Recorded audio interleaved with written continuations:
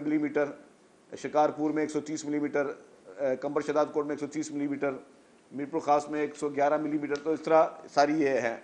अभी भी जब हम बात करें तो चीफ मिनिस्टर सैयद मुराद अली शाह साहब इस वक्त भी तमाम अजलाओं के दौरे पे मौजूद हैं। वो ख़ुद एक एक ज़िले में जा रहे हैं, उनके साथ इरीगेशन की इनके मिनिस्टर, सेक्रेटरी इरीगेशन और पूरी उनके साथ टीम मौजूद है। जहाँ जहाँ पर भी ज़रूरत महसूस हो रही है, जहाँ पे मुआयने किए जा रहे हैं, वहाँ मुआयने करने से पहले भी चीफ मिनिस्टर साहब ने प्री रेन जो है और पोस्ट रेन मीटिंग्स भी की हैं, और उसमें तमाम इदारों को, मुतल्लिका इदारों को जो भी सहूलियात दी जाती हैं वो दी गई हैं। मुख्तलिफ डिपार्टमेंट में डिप्टी कमिश्नर्स को फ़ंड्स दे दिए गए थे पहले से ही एडवांस में, ये नहीं कि अब हम कुछ जागे हैं, पहले से ही वो फंड्स दे दिए गए थे कि अगर आपको कहीं पे डी वाटरिंग मशीन्स की ज़रूरत है, कहीं डीजल की ज़रूरत है, कहीं किसी और चीज़ की ज़रूरत है, तो आप उन ज़रूरियात को पूरा करते रहें। उसी तरीके से जो पीडीए में है उसने भी बहुत एडवांस में ही उन्होंने पीडीए में ने काम किया है, और पीडीए में की मेरे पास पूरी लिस्ट हैं कि मुख्तलिफ जगहों पर जितने उन्होंने एडवांस में टेंट्स भेज दिए थे, मॉस्किटो नेट्स को 80,000 से ज़्यादा भेज दी थी, कॉटन मैट्रेस वगैरह जो हैं वो 25,000 भेज दिए थे, स्लीपिंग मैट्स जो है वो 12,900 भेज दिए थे, तो जेरी कैन वगैरह 25,000, तो सब पूरी फिगर है मेरे पास। तो पीडीए में सिंध गवर्नमेंट मुकम्मल तौर पर तमाम जगहों पर मौजूद थी, और जहाँ जहाँ पानी ज़्यादा, जब बारिश हो रही होती है तब तो पानी उस वक्त मौजूद होता है, और पानी को एक टाइम चाहिए, क्योंकि जब भी कहीं पे क्लाउड बस्ट भी हो, कहीं भी अगर यहाँ पे टेबल पे भी पानी गिरा दूंगा तो उसको सूखने के लिए टाइम लगेगा डेफिनेटली। तो वो पानी जो है वो सारी जगहों से अल्हम्दुलिल्लाह सारे शहरों से, मेन जगहों से निकल गया है, और डेफिनेटली जहाँ पे लो लाइन एरियाज़ हैं वहाँ पे भी डी वाटरिंग के ज़रिए जो है वो पानी निकाला जा रहा है। लेकिन अल्हम्दुलिल्लाह अभी तक कोई खुदा न खासा परेशानी की, एमरजेंसी की, टेंशन की कोई सूरत हाल नहीं है, क्योंकि सिंध हुकूमत जो है और चीफ मिनिस्टर साहब और उनकी पूरी टीम जो है वो मुकम्मल तौर पर मुतहरिक, और तमाम जगहों पर कमिश्नर्स के साथ जो है वो राब्ते में चीफ मिनिस्टर रहे हैं, डिप्टी कमिश्नर्स के साथ रहे हैं, हमारे इलेक्टेड नुमाइंदे जो हैं वो बड़ों ने एक्टिवली काम किया है, हमारे डिस्ट्रिक्ट काउंसिलों के चेयरमैनों ने, हमारे मेयर्स ने, सब ने मिलकर एक अच्छी टीम की तरीके से पूरे सिंध भर में जो है उन चीज़ों को फेस करने के लिए सब मौजूद हैं और ग्राउंड पे मौजूद हैं। उन्होंने अच्छा काम किया, तो इस वक्त उसकी कोई परेशानी की ज़रूरत नहीं है। एक अहम चीज़ मैं अब आपको थोड़ा एक्सरसाइज के हवाले से बता दूं कि कल भी हमारी बहुत तफसीली मीटिंग हुई और अब हमने कुछ अहम फैसले किए हैं। अब जो है, क्योंकि आप सब लोग पहले जाते रहे हैं सिविक सेंटर गाड़ियाँ रजिस्ट्रेशन करवाने के लिए, अब हमने एक फ़ैसला किया कि वो तो रजिस्ट्रेशन चलती रहेगी, लेकिन अब हम कुछ सर्विसेज आपके डोर स्टेप्स पे भी पहुंचा रहे हैं। अब जिसने भी गाड़ी रजिस्टर करवानी है, अगर आप चाहते हैं कि आप घर बैठ के गाड़ी रजिस्टर करवाएं तो आपके घर बैठे भी गाड़ी रजिस्टर हो जाएगी। उसकी हम फीस रख रहे हैं कि आप सरकार को 10,000 रुपये पे करेंगे उस स्पेशल सर्विस के लिए, तो आपके घर पे आके बायोमेट्रिक भी आपके घर पे होगा, आपके घर पे ही गाड़ियों की वेरिफिकेशन भी होगी, रजिस्ट्रेशन भी हो जाएगी। तो अब ये भी पहला सूबा है पाकिस्तान में सिंध जो कि घर बैठे आपको गाड़ियों की रजिस्ट्रेशन भी करके देगा, लेकिन वो सहूलत सिर्फ उन लोगों को होगी जो उसकी वो एक्स्ट्रा पेमेंट करेंगे और वो घर बैठ के वो सहूलत हासिल करना चाहते हैं। इसके साथ साथ हमने जो गाड़ियों की टैक्सेस हैं वो पहले ऑनलाइन कर चुके थे, बायोमेट्रिक भी हमने स्टार्ट कर ली है, रिसेंटली हमने स्टार्ट की है, और उसके लिए अब हमारी कोशिश ये है कि जो ट्रांसफ़र्स भी गाड़ियों की हैं वो भी आप घर बैठ के कर सकें, और हम सारी चीज़ को अब ऑनलाइन करवाने जा रहे हैं। आप ऑनलाइन भी सारी चीज़ें कर सकते हैं। हमने लास्ट टाइम, आपको याद होगा, आज से 2 महीने पहले हमने प्रीमियम नंबर प्लेट्स का एक ऑक्शन किया था एक अच्छे कॉज के लिए, जिससे कोई 4 घंटे में 67 करोड़ रुपीस की जो है वो हमने जमा किए थे, और वो पैसे हमने कहा था कि वो पैसे जमा करके हम देंगे लोकल अपना जो घर बन रहे हैं मुख्तलिफ जगहों पर, जो कि चेयरमैन बिलावल भुट्टो ज़रदारी साहब का सबसे बड़े में बड़ा प्रोजेक्ट है, दुनिया की तारीख का सबसे बड़े में बड़ा प्रोजेक्ट है कि 21 लाख घर जो है वो हम बनाने जा रहे हैं, और वो जो भी सैलाब ज़दगान जिनके घर टूटे थे, तो उसमें भी जो हमारे पास पैसे एक्साइज ने जमा किए थे वो हमने कहा था चीफ मिनिस्टर साहब को ये पैसे हम जो है वो उसी मद में देंगे। और इसमें अब नेक्स्ट ऑक्शन हम सितंबर में करने जा रहे हैं। सितंबर में दोबारा ऑक्शन होगा और उसमें फिर जो पैसे जमा होंगे वो भी इन सैलाब ज़दगान के लिए घर बनाने के लिए हम देंगे। सैलाब पूरे पाकिस्तान में आया, सैलाब पंजाब में भी आया, खैबर पख्तूनख्वा में भी आया, बलूचिस्तान में भी आया, लेकिन जहाँ पे पाकिस्तान पीपल्स पार्टी की हुकूमत थी वहाँ पर घर बन रहे हैं। अनफॉर्चुनेटली बाकी सूबों की हुकूमतें जो हैं उन्होंने इसको प्रायोरिटी नहीं दी। ज़रा इंसान के लिए सबसे बड़ी सेहत होती है, दूसरे नंबर पर उसकी अपनी छत होती है, अपनी ज़मीन होती है। तो ये रिलीफ भी चेयरमैन पाकिस्तान पीपल्स पार्टी मोहतरम बिलावल भुट्टो ज़रदारी साहब का ही विजन था, और उनके ही विजन पर जो है वो 21 लाख घर बनने जा रहे हैं। तीसरी एक चीज़ मैंने कल और आज एक चीज़ इम्पॉर्टेंट देखी कि हम पे हुकूमत पंजाब की जानिब से और कुछ लोग जो हैं वो तनकीद कर रहे हैं सिंध हुकूमत पे बिजली के बिलों के उस पर। मुझे बड़ा अफसोस हुआ, हमने कभी भी कोई मशवरा दिया है तो तामीराती दिया है, तनकीद बराए तनकीद के ब्याह पे नहीं दिया। लेकिन कुछ लोग जिनके पास सियासी वो श्रिंक होते जा रहे हैं, वो अब कुछ इस तरह की सियासत कर रहे हैं जिसमें मुझे बड़ा अफसोस हुआ। हमने कभी नेगेटिव सियासत नहीं की, हमने तो पीपल्स पार्टी ने तो हमेशा हर एक को कोशिश की है कि उसकी सपोर्ट करें। तो अब ये जो बिजली के बिलों का जो मसला आया है कि छोटे भाई ने बिजली के बिल के रेट बढ़ा दिए और बड़े भाई ने बोला कि जी हम जो है पंजाब में 2 महीने के लिए हम लोगों को वो बिल जो है वो कम कर रहे हैं। मतलब बिजली के बिल पीपल्स पार्टी की हुकूमत तो नहीं बढ़ाए थे, बिजली के नर्ख जो बढ़ाए थे वो फेडरल हुकूमत ने बनाए थे। प्राइम मिनिस्टर शहबाज शरीफ साहब जो हैं उनकी हुकूमत फेडरल में है, उन्होंने रेट पूरे पाकिस्तान में बढ़ाया। और फिर चीफ मिनिस्टर पंजाब साहब और जनाब नवाज शरीफ साहब उन्होंने कहा कि नहीं, हम पंजाब में जो है 2 महीने के लिए पैसे जो हैं उनके हम कम कर देते हैं। अच्छा, कल जो सईद गनी साहब ने प्रेस कॉन्फ्रेंस की तो उन्होंने क्या कहा था? उन्होंने कहा कि जी 2 महीने के लिए आप लोगों को रिलीफ दे रहे हैं, देन व्हाट, उसके बाद क्या होगा? आप अगर 2 महीने के लिए लोगों को बोल रहे हैं कि जी हम आपको बिजली सस्ती दे रहे हैं, तो उसके बाद आप जो है तीसरे महीने क्या होगा? तीसरे महीने फिर ये 14 रुपये यूनिट, फिर बिजली महंगी होगी, फिर क्या करोगे आप? तो सईद गनी साहब ने कोई गलत बात नहीं की थी या गलत नीयत से बात नहीं की, उन्होंने एक पॉलिटिकल बात की और उन्होंने एक समझदारी वाली बात की कि जी आपने जब भी रिलीफ देने हैं तो लॉन्ग टर्म देने। लॉन्ग टर्म प्लानिंग क्या है? लीडरशिप होती है जो लॉन्ग टर्म प्लानिंग देती है। मैं आप सबको, पूरे पाकिस्तान के लोगों को बोल रहा हूँ, और बगैर किसी पॉइंट स्कोरिंग के बोल रहा हूँ, बगैर किसी पे तनकीद के बोल रहा हूँ। लीडर क्या होता है?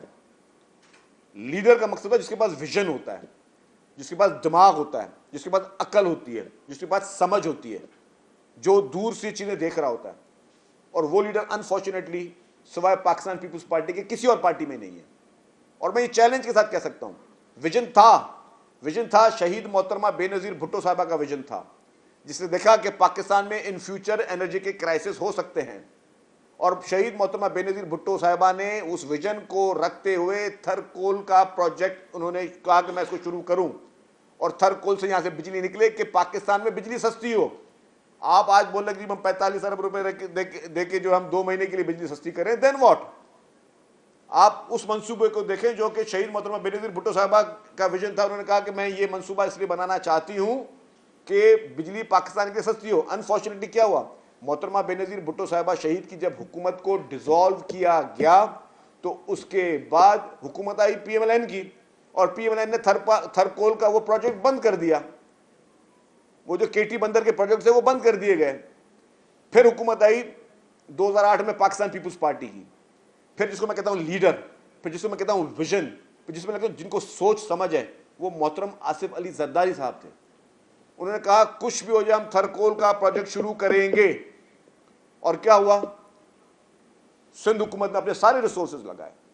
आप सिर्फ 45 अरब के बेड के मिसालें दे रहे हैं, सिंध हुकूमत ने इस तरह के कितने सैकड़ों अरब रुपए सिर्फ और सिर्फ थरकोल के लिए दिए। आज इस्लाम कोर्ट में एयरपोर्ट मौजूद है, वो एयरपोर्ट वाहिद प्रोविंशियल गवर्नमेंट जिसने कोई एयरपोर्ट बनाया है। मुझे पाकिस्तान में कोई मुझे एक बताएं एयरपोर्ट जो प्रोविंशियल गवर्नमेंट ने बनाया हो, एक एयरपोर्ट का नाम ले दें जो प्रोविंशियल गवर्नमेंट ने बनाया हो। पाकिस्तान पीपल्स पार्टी की सिंध हुकूमत ने इस्लाम कोर्ट में वो एयरपोर्ट बनाया, वहां पे ड्यूल कैरेजवेज बनाए।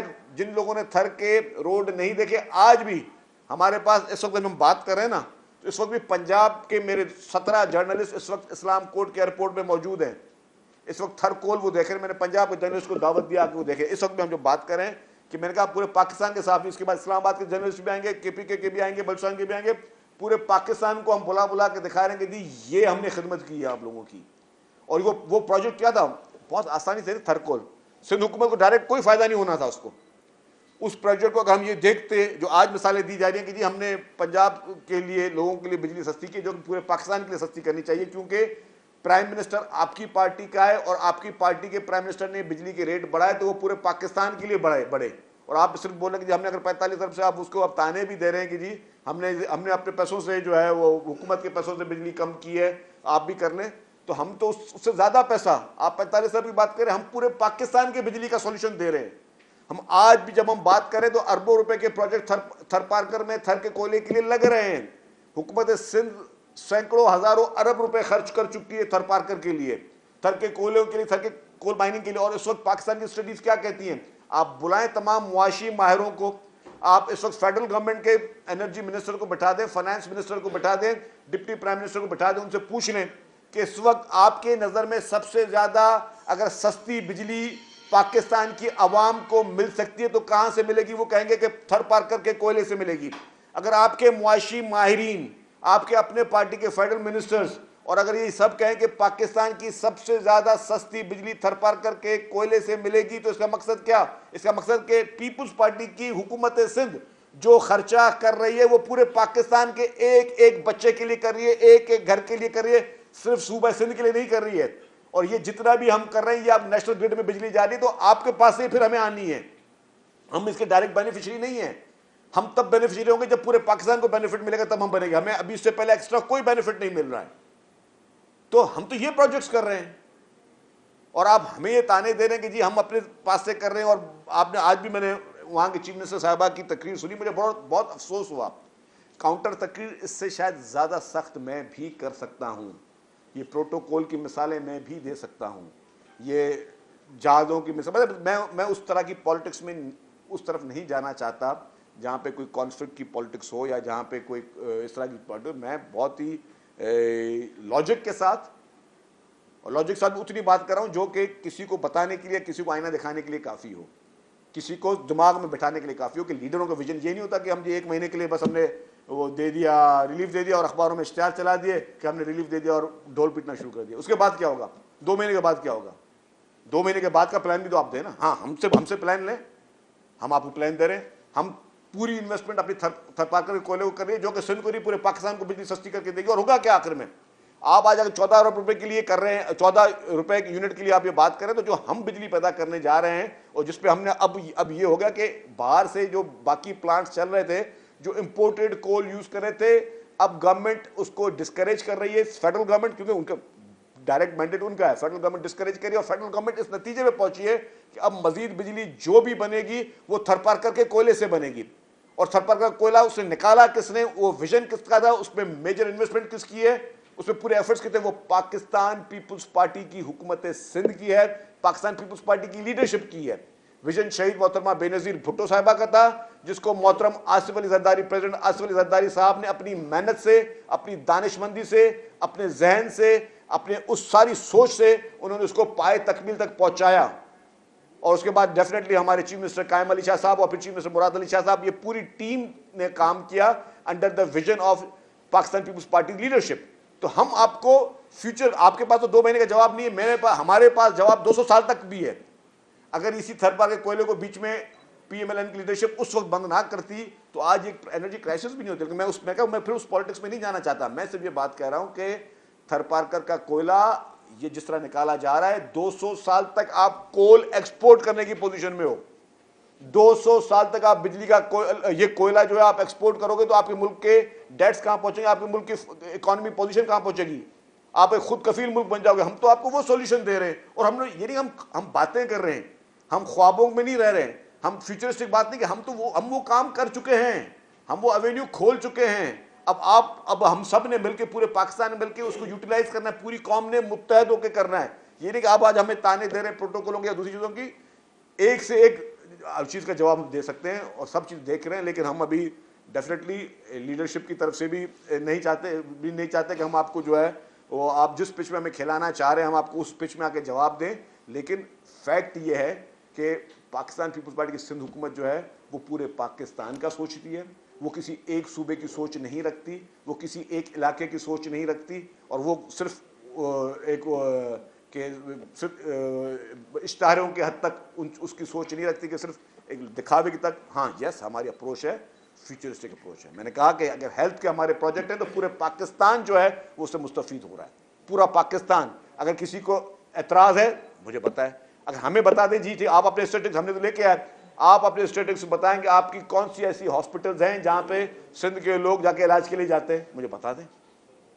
हालांकि पाकिस्तान हम सबका, हमको ताना नहीं दे रहे, मोस्ट वेलकम, पूरा मुल्क आप सबका। हम तो कह रहे हैं कि हम ना, कल चेयरमैन बिलावल भुट्टो ज़रदारी साहब ने क्या कहा, बोला कि हम लोग आईडी कार्ड देख के लोगों का इलाज नहीं कर रहे, हम पासपोर्ट्स देखकर लोगों का इलाज नहीं कर रहे। पूरी दुनिया के किसी भी शख्स को मुफ्त में इलाज कराना है तो हमारी NICBD हाजिर है, कि पूरी दुनिया के किसी भी शख्स को किसी किस्म का इलाज कराना है तो हमारी साइबर नाइफ हाजिर है। हमारी एक एक हॉस्पिटल, हमारे किडनी ट्रांसप्लांट, हमारे लिवर ट्रांसप्लांट गंबट में सबसे ज़्यादा पेशेंट जो है मुख्तलिफ सूबों से आ रहे हैं, सबको वेलकम किया हुआ है। तो ये क्योंकि हम लोग एक इंसानी खिदमत पे यकीन करते हैं, इंसानियत पे यकीन करते हैं, और असल में हम कहते हैं कि पूरे पाकिस्तान के एक एक मसले का जो अगर हम सब ने मिलकर उसमें काम करना है, सिंध में जो सहूलत है वो पूरे पाकिस्तान के लिए, पाकिस्तान के बच्चे बच्चे के लिए। तो अगर हमारी तरफ से कोई सब्सिडी भी होगी तो वो पूरे पाकिस्तान के लिए होती है। वो अगर कोई हमारे पास ये सोच होती है कि हमें कोई फ्यूचरिस्टिक प्रोग्राम करना है तो वो पूरे पाकिस्तान के लिए होता है, वो किसी एक इलाके के लिए या एक हल्के के लिए नहीं होता। तो ये चंद गुजारिशात थी। मैं चाहूँगा कि अब मजीद जो ये बताइए कि आप तो ऐसे जाहिर कर रहे हैं जैसे बानी PTI की हुकूमत है, आपके इत्तेहादी रहे, सदर ममलिकत बने आपके, उन्होंने सपोर्ट करी, वज़ीर आज़म जब बने आए तो आपने उनको सपोर्ट करी, ये एक मैनेज हुकूमत है। तो इस तरह की गुफ्तगू कर रहे हैं आप जैसे बहुत बड़ी अपोजिशन आपके सामने खड़ी है। देखिए जी, मैंने तो कोई ऐसी अपोजिशन की बात भी नहीं की, और हुकूमत में हमने ये जब सपोर्ट की तो हमने अनकंडीशनल सपोर्ट की थी, हम हुकूमत का हिस्सा नहीं है। मैंने सिर्फ इतनी बात की कि छोटे भाई ने बिजली के रेट बढ़ा दिए, बड़े भाई ने एक सूबे में कम कर दिए। मैं गलत बात तो नहीं की भाई। अगर आपको या तो वो या तो सपोर्ट करे PMLN कि हाँ बिजली के रेट बढ़ने चाहिए थे, और सिर्फ वो कर रहे हैं इसको, तो ये देयर इज अ कंफ्यूजन। तो उसको मैंने कहा कि हमने जो है, और हम कॉन्फ्लिक्ट की पॉलिटिक्स में नहीं जाना चाहते। अच्छा, ये सूबे तो और भी है, खैबर पख्तूनख्वा भी है, बलूचिस्तान भी है, पंजाब सरकार के लोग सिर्फ सिंध को ही क्यों तनकीद का निशाना बनाए? वो क्यों चाहते हैं कि आप उनके फॉलोअर बने और आप उनके पैरोकार बने, आप भी वही काम करें जो वो कर रहे हैं? आखिर वो क्यों चाहते हैं? देखिए, मैं समझता हूँ कि अब वो उनको पॉलिटिक्स के लिए ना जगह जाए। मैं ज़्यादा उसमें तलखियों में नहीं जाऊँगा। मेरे ख्याल जितनी मैंने बात कहनी थी उनके बारे में कह दी, और मैं वही बात कह रहा हूँ कि हमें हमेशा नेशनल सोच रखनी चाहिए। हमारी लीडरशिप की नेशनल सोच है, हम कभी भी इलाकों तक महदूद नहीं रहेंगे। जी एक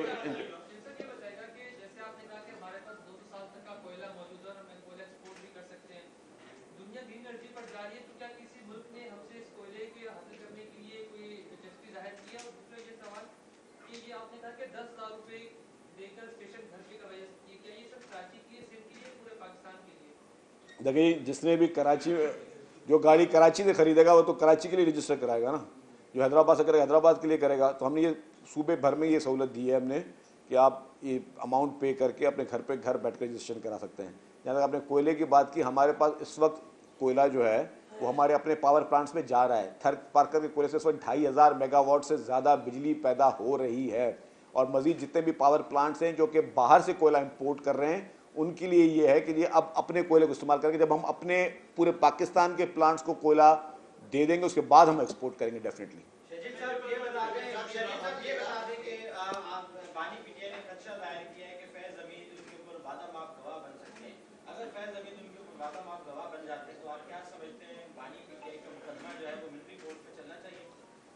देखिए जी, आपने बानी PTI की बात की। मेरे ख्याल से दिन ब दिन बानी PTI बुरे तरीके से एक्सपोज होते जा रहे हैं।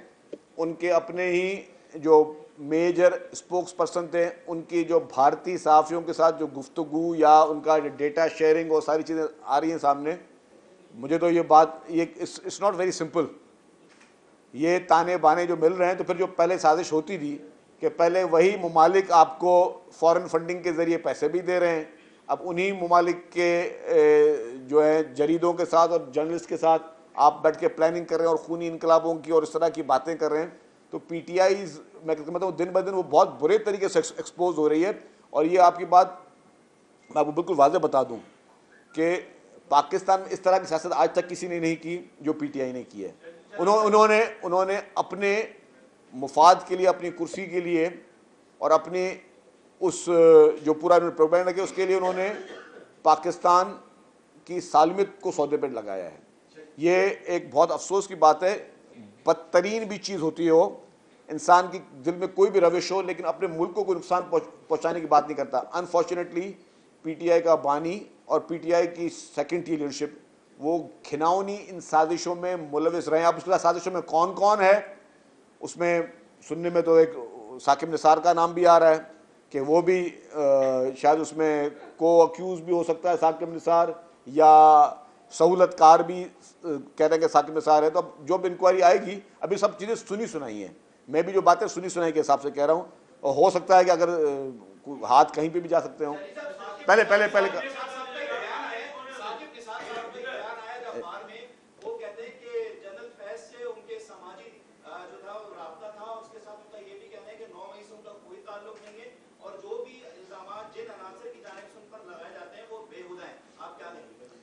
मेरे ख्याल से साकिब निसार को चाहिए कि पाकिस्तान आए, जिस तरह हम बैठे ना इसी तरह एक मीडिया की प्रेस कॉन्फ्रेंस करे और उससे साकिब निसार इसी तरीके सवालों का जवाब दे। हम तो हमेशा जवाब दे रहे हैं। साकिब निसार साहब से मैं गुजारिश करूंगा, साकिब साहब आप बहुत ताकतवर थे, आपने डैम भी बना दिए, डैम के लिए पैसे भी जमा कर दिए, आपने अपने जो है वो दामादों के चक्कर में, उनके कारोबार के चक्कर में फार्मास्यूटिकल कंपनियां बंद करवा दी, आपने जो है पंजाब की एक अच्छी एक हॉस्पिटल जो बनने जा रही थी उसको भी काम आपने रोक दिया, और आपने जो है इसके अलावा अपने इमरान खान को जितवाने के लिए हर मुमकिन कोशिश की। आपने अपने मुखालफिन, जो पीटीआई के मुखालफिन को चुन चुन के डिस्क्वालीफाई किया।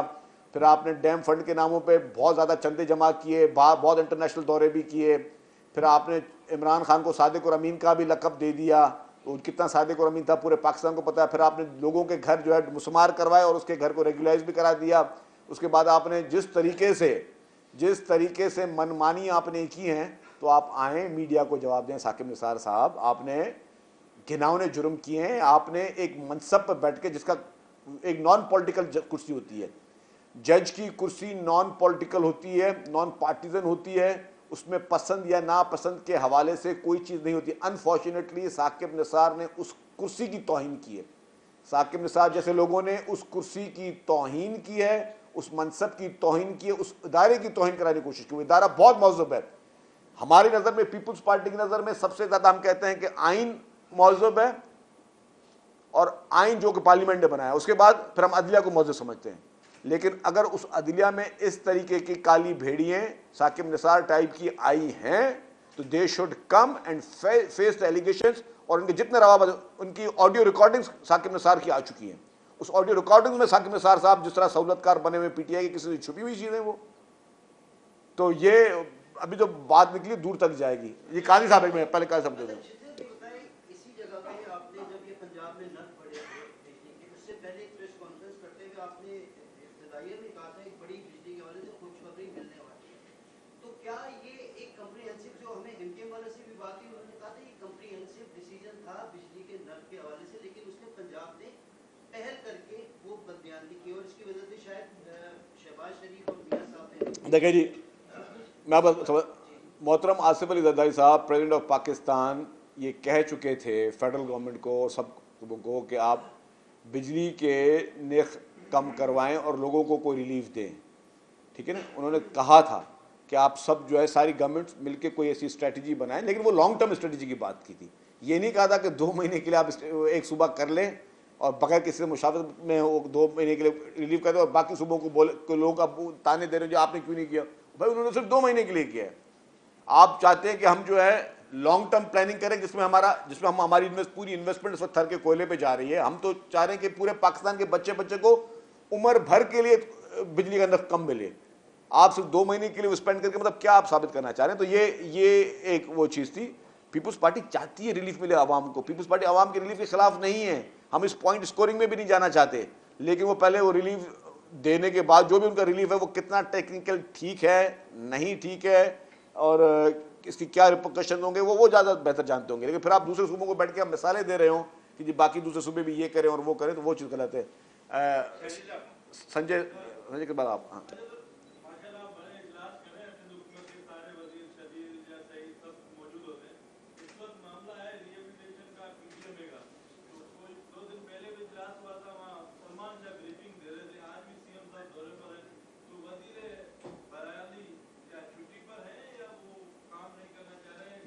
मुझे जी उसका इल्म नहीं है, आप बताइए।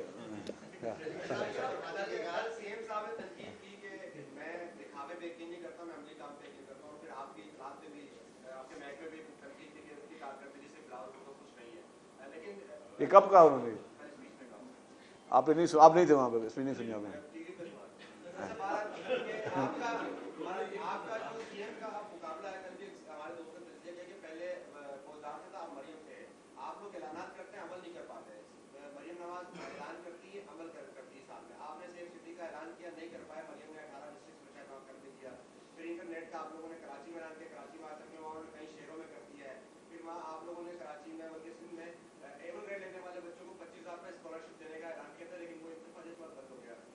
मरियम ने स्कूटी और स्कूटर देने का ऐलान किया, लैपटॉप देने का उन्होंने कर भी दिया। ये फर्क है आप दोनों में कि आप लोग सिर्फ ऐलान करते हैं, वो ऐलान करके अमल भी करते हैं। अच्छा, अब ये सवाल मैं आपसे यही एक्सपेक्ट कर रहा था, लेकिन अब बात दूसरी बात सुन लें। अच्छा मेरे भाई, हम सिर्फ अमल करते हैं, हम ऐलानात नहीं करते। प्रॉब्लम हमारी ये है, आपने कभी सुना था कि पहले हम साइबर नाइफ खोलने जा रहे हैं, हम टोमोथेरेपी करने जा रहे हैं, हम पेट सीटी स्कैन मुफ्त करने जा रहे हैं? हम पहले काम करते हैं, हम फिर करते हैं। थर के कोयले की मैंने आपको बात बता दी ना, पूरे पाकिस्तान की कोयले की जो इस वक्त डिपेंड कर थर पे कोयले पे कर रहा है। इसी तरीके से आपका हेल्थ सेक्टर, पूरे पाकिस्तान के लोग इलाज करा रहे हैं और 15 बाहर के मुल्क के लोग भी यहाँ इलाज कराने आ रहे हैं, अल्हम्दुलिल्लाह। मुझे आप एक हॉस्पिटल बता दें, मैं किसी की आपके सवाल पे तैश में नहीं आऊँगा, आपके सवाल पे तैश में आके मैं ये नहीं कहूँगा कि जिस सूबे की आप मुझे मिसाल दे रहे थे उधर के लोग इलाज कराने कहाँ जाते हैं। मैं मिसाल बिल्कुल नहीं दूंगा कि उधर के लोगों का छोटा इलाज भी कहाँ होता है। हाँ, हमारे हॉस्पिटल सबके लिए हाजिर हैं और अल्लाह ना करे किसी को इलाज की ज़रूरत पड़े, अल्लाह ताला सबको अपने हिफ्ज़ मान में रखे। पीपल्स पार्टी, हम लोग वो ज़्यादा वो चीज़ नहीं करते, लेकिन वो करते। बाकी जो आपने पहले सवाल पूछा, कल सीएम साहब ने ये नहीं कहा था, सीएम साहब ने कल ये कहा था कि मेरा इत्तलात का वज़ीर भी मुझे कहता है कि मैं ज़्यादा मीडिया पे आऊँ, वो मुझसे इस तरह नाराज़ है कि मैं मीडिया पे नहीं आता। उन्होंने ये बात की थी, आपने उसका भी बिल्कुल दूसरा जुमला पढ़ लिया। आखिरी सवाल आपने फैसला कर लिया? अच्छा, आपने फैसला किया, आखिरी सवाल है। अच्छा अच्छा अच्छा, बोले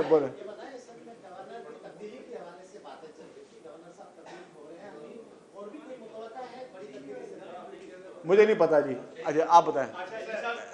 यही सवाल मेरा था, मगर इसमें इंक्लूडिंग ये था, ये थी कि कुछ दिन से मीडिया ये रटाई जा रही है कि बशीर मेमन सिंध के गवर्नर बन रहे हैं, वजीर आला सिंध तब्दील हो रहे हैं, सिंध काबीना में नए वजीर आ रहे हैं और वज़रा को नए महकमे भी मिल रहे हैं। इस हवाले से आप वजीर इत्तलात हैं, तो इस हवाले से कुछ बताइए कि ये जितनी खबर, अच्छा मैं बताऊँ, ये जितनी भी हो रही है कि वजीर आला बहुत अच्छा काम कर रहे हैं, पाकिस्तान के पढ़े लिखे तरीन वजीर आला हैं, स्टैनफोर्ड के ग्रेजुएट हैं और माशाल्लाह से आप जो प्रोजेक्ट्स देख रहे हैं उनमें उनकी मेहनत शामिल है। तो वजीर आला साहब बहुत अच्छे तरीके से अपना काम सर अंजाम दे रहे हैं। कैबिनेट की तब्दीली जब करनी होगी वजीर आला ने लीडरशिप के मशवरे से वो करेंगे। और इसके अलावा जितनी भी बाकी चहमे गोइयाँ जो चल रही होती है ना, वो कुछ लोग खुद ही बना रहे होते हैं। मैं भी देख रहा हूँ आपके हमारे कुछ सहाफ़ी दोस्त हैं, कभी वो अपनी मर्ज़ी की कैबिनेट बना रहा होता है, दूसरा सहाफ़ी दूसरी मर्ज़ी की कैबिनेट बना रहा होता है। तो बस वो जिसने कैबिनेट बनानी है वो चीफ मिनिस्टर ने बनानी है। तो जब उनकी वो समझेंगे कि कौन बेहतर काम कर रहा है, कहीं बेहतरी की चेंजेस की ज़रूरत है, वो चेंज करेंगे। जमाल साहब, एक सब्जेक्ट पे बात नहीं की है, वो कौन सा सब्जेक्ट? रोजाना कहते हैं एक्साइज का जो बच्चियात का पोर्शन है, Yes. बहुत बड़ा काम कर रहे हैं, नजर आ रहा है उसका। खासतौर पे आपने स्कूलों के बच्चों के टेस्ट की बात की थी, वो कहाँ प्रोसेस हुआ, वो बात ऐलान था या उस पर कोई? जमाल साहब, मैं आपको बहुत शुक्रगुजार हूँ। कल मेरी एक और मीटिंग भी हुई थी जिसकी मैं शायद बात नहीं कर सका, वो नारकोटिक्स पे। हमने कल नारकोटिक्स पे मीटिंग की। इससे पहले मेरी ANF के साथ और बाकी लोगों से मीटिंग हुई थी। मैं आपको बताता चलूँ कि इस वक्त मंशात के ख़िलाफ़ हम जहाद कर रहे हैं। शायद हमारी नीयत जहाद वाली हैं, लेकिन शायद हमारी स्पीड या हमारी कुछ और वजूहत वजह से थोड़ा वो उसका पेस स्लो जा रहा है, लेकिन ये बहुत तगड़ा हो रहा है, ये मैं बता दूं। दूसरी बात ये, अपने स्टूडेंट्स की बात की, फेडरल गवर्नमेंट ने भी फैसला कर दिया है। एनएफ से मेरी मीटिंग हुई थी, बाकी इदारों से मीटिंग हुई थी, कस्टम्स वाले भी थे। अब ये यूनिवर्सिटीज़ तक ये टेस्ट जाएंगे। यूनिवर्सिटी के बच्चों की भी वो जो है उनकी भी स्क्रीनिंग होगी, और अब हम यूनिवर्सिटी से और एजुकेशन इंस्टीट्यूट से लेंगे, वो हमें सर्टिफाइड करके देंगे कि उनके पास कोई भी यहाँ पे अंदर ना मंशियात बिक रही है, ना कोई लेके आ रहा, ना कोई उनका स्टूडेंट ले रहा है। दूसरी बात, हमने कल एक और फैसला किया है, जिसके मैं बात भूल गया, मैं आपको बहुत शुक्रगुजार हूँ, आपने सवाल पूछा कि देखिए हम ड्रग डीलर्स को पकड़ रहे हैं। Crystal, ice, cocaine, cheers, myth और हीरोइन, ये जितने नशे हैं ना, ये आपके और हमारे समाज को दीमक की तरह खा रहे हैं। मुझे पर्सनली चीफ मिनिस्टर साहब की फुल ब्लेसिंग हासिल है। ये कॉन्सेप्ट इस एक्शन का given by president Asif Ali Zardari साहब, उनके अहकामात पे उन्होंने जो पहली लॉ एंड ऑर्डर की मीटिंग की, उसमें उन्होंने ये अहकामात दिए थे कि जी आप इंस्टीट्यूट्स में भी जाएं और ये सारे ड्रग्स माफिया को ख़त्म करें। उनकी ब्लेसिंग शामिल है। IG Sindh, home minister, DG rangers सब ये चाहते हैं, और मुझे तो पुलिस ने, आईजी साहब ने और डीजी रेंजर्स ने कहा आपको जहाँ पे भी ज़रूरत पड़े नार्कोटिक्स को, हम रेंजर्स और पुलिस को आपके साथ देने के लिए तैयार हैं कि आप लोग जाके वहाँ पे एक्शन करें जहाँ टेंशन। मैंने साफ ही कहा कि हमें इन्फॉर्मेशन दें। मैं आपको बताने जा रहा हूँ, हम बहुत तेज़ एक्शन करने जा रहे हैं। और अब पहले हम प्राइवेट जगहों पर नहीं जा रहे थे। कल हमने मीटिंग में फैसला किया है कि अगर हमें ये पता चला कि किसी के घर पे इस वक्त कोई दावत चल रही है और वहाँ मंशात चल रही है, इसको मैं मीडिया से भी गुजारिश करूंगा कि इस जुमले को भले उठाएं। शायद कहीं से क्रिटिसिज्म आए, लेकिन I am ready to face all the criticism. अगर हमें कहीं पे पता चला कि किसी के प्राइवेट दावत चल रही है, कमर्शियल जगह पे, घर में, अपार्टमेंट में, मकान में, जहाँ पे मंशात चल रही है, तो हम वहाँ जाएंगे। हम उन लोगों को पकड़ेंगे, उनसे पूछेंगे कि आपने ये मंशात किससे लिए। डिलीवरी बॉय से लिए, हम डिलीवरी बॉय को पकड़ेंगे। डिलीवरी बॉय ने अगर बताया कि जी मेरे पीछे कौन है, मेरा सप्लायर कौन है, कहाँ से इंपोर्ट हो रही है, कहाँ से सारी चीज़ें यहाँ बन रही हैं, हम हर एक के पीछे जाएंगे। हमने ये फैसला किया क्योंकि चंद दिन पहले मुझे पता चला है, जो मैं डिस्क्लोज नहीं करना चाह रहा था, 3-4 दिन पहले कोई दावत हुई है, वहाँ पर मंशात का सरेआम इत्तला मिली है, और एक्साइज का अमला जो है वो थोड़ा लेट पहुँचा, लेकिन हमें कुछ इस तरह के फुटप्रिंट्स मिले, हम उस पर इंक्वायरी इन्वेस्टिगेशन कर रहे हैं। और हमें ये भी पता एक रिपोर्ट मिली कि एक और दावत भी इस तरह की कोई होने वाली है। तो हम एडवांस में सबको कह रहे हैं जी आपकी इज्जत आपके हाथ में, सरकार अपना काम करेगी, सरकार किसी के साथ जाति नहीं करेगी। मैं हल्फिया कह सकता हूँ, किसी को टारगेट नहीं करेगी। मैं हल्फिया कहता हूँ, किसी की इज्जत नफरत खेलने का कोई इरादा नहीं। लेकिन अगर हमें पता चला कि किसी भी कमर्शियल जगह पे या पर्सनल जगह पे कोई ड्रग्स कर रहा है, तो फौरी तौर पे एंटी नार्कोटिक्स फोर्स जो है सिंध की एक्साइज की, वो वहाँ पे रेड करेगी, और फिर जो कॉन्सिक्वेंसेज होंगे उसका जिम्मेदार वो ड्रग्स यूज़ करने वाला है। तो इसलिए मैं ये इसलिए कहना पड़ रहा है हमें कि हम चाहते हैं कि आप डिस्करेज करें ड्रग पैडलर्स को, आप ड्रग्स खरीद करके उनको इनकरेज ना करें, उनका बिजनेस ना बढ़ाएं, आप उनको डिस्करेज करें, आप ड्रग लेना बंद कर लें। अगर आप नहीं बंद करेंगे तो फिर मजबूरी तौर पे फिर आपके गिरेबान में हाथ आएगा, फिर आप फिर चिल्लाएंगे कि हमारी इज्जत नफ्स महसूस नहीं की। तो मैं एडवांस में बताने जा रहा हूँ। थैंक यू वेरी मच, शुक्रिया।